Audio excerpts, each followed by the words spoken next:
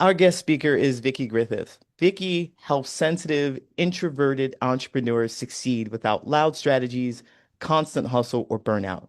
Through reflection, awareness, and genuine connection, she guides clients to build businesses that feel aligned and sustainable. Today, Vicky will share how honoring your natural pace strengthens and can create real momentum without exhaustion. You'll learn why success doesn't require changing who you are and how to stop forcing strategies that drain you. You all today will learn how you will leave knowing how success is possible for you and with one clear aligned step that you can take immediately with confidence. Let's all welcome Vicky Griffith. Thank you.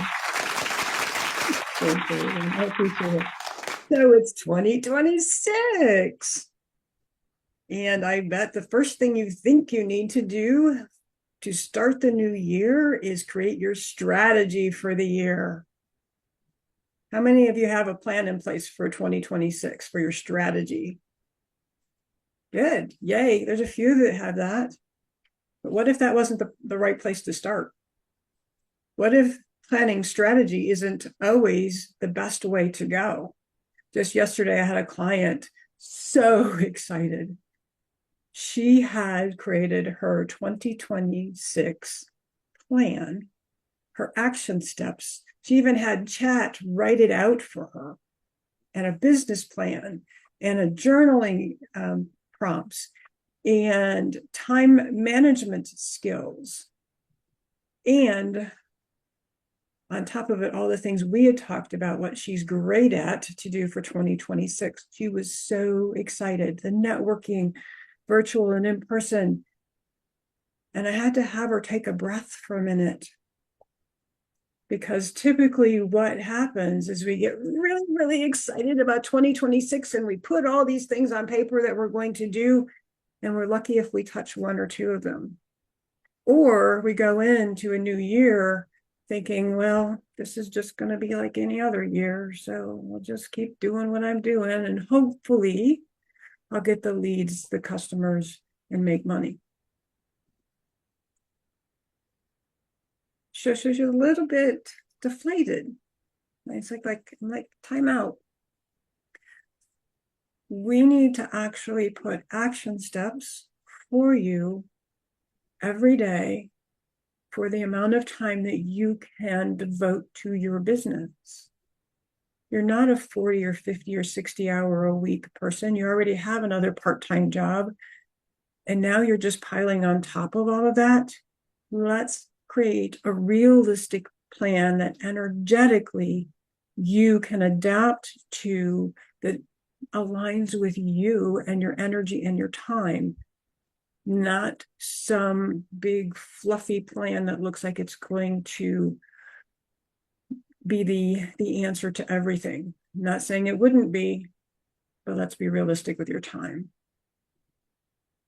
The difference in strategy, which is actually stage 2 of what is the plan of action to take, because the number one thing that you can look at, I hate to use the word should because that just implies that you're shoulding all over yourself. And I don't want to tell people to stop shoulding all over themselves for the first part of the year. So however, the first action step to anything, strategies, changes, is awareness.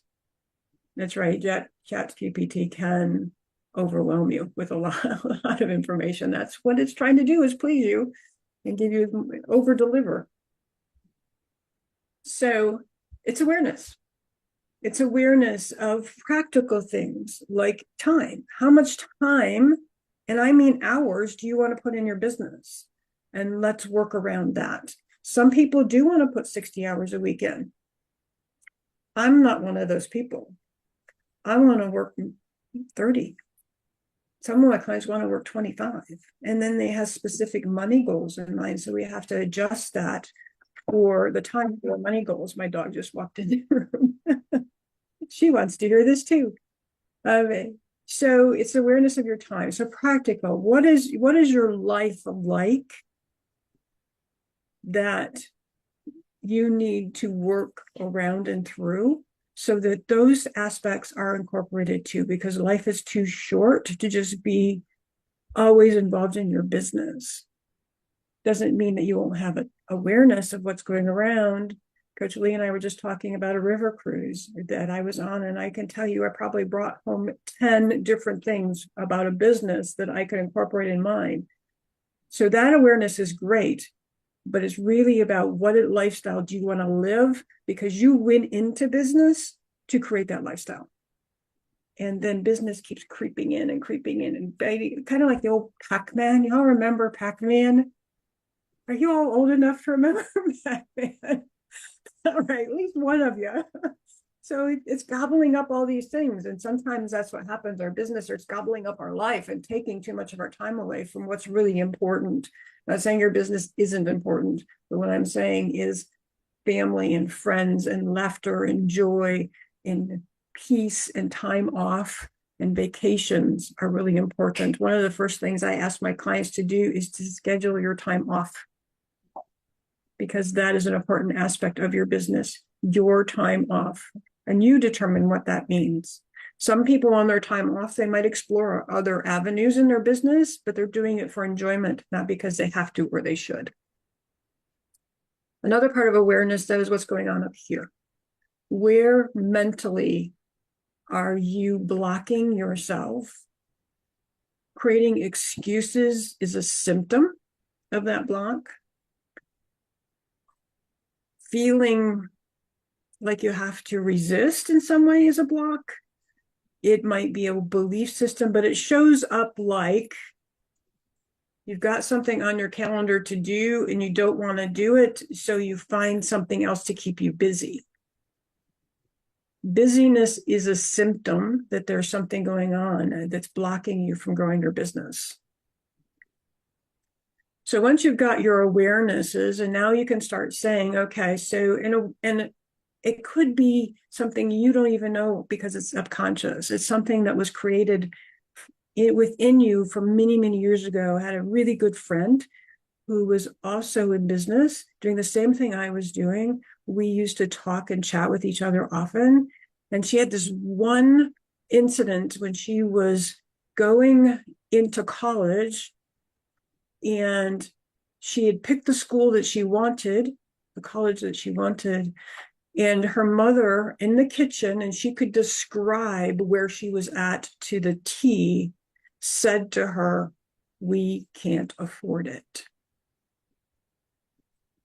And that experience at a young age kept her stuck in her business, because she couldn't get past, "I can't afford it." Because we have to invest in our business. We have to invest in ourselves, and we have to invest in our business software.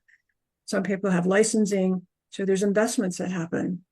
And it kept her stuck for many, many years.